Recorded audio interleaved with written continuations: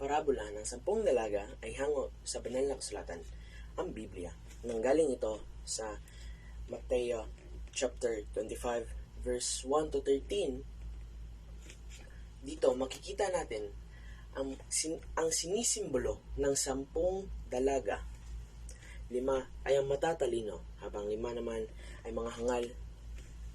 Ang mga matatalino ay nagdala ng sapat na langis para sa kanilang ilawan. Ang mga 5 hangal naman ay hindi nagdala ng sapat na langis. Ngayon, ang langis ay simbolo ng mga gawa at kinakailangan upang makapasok sa kasalan. Ang 5 matatalinong dalaga ay simbolo ng pagiging handa sa lahat ng oras.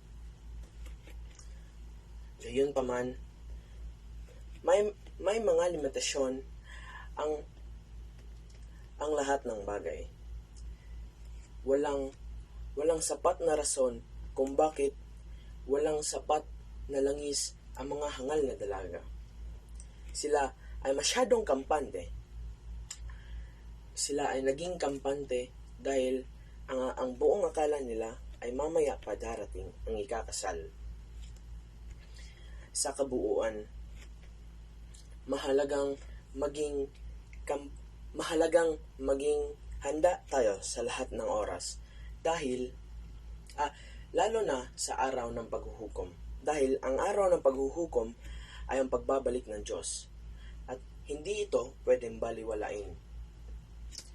Dapat tayong maging handa sa kahit anumang oras upang ay sa ganitong paraan makikita natin ang ating pananampalataya o paniniwala sa Diyos.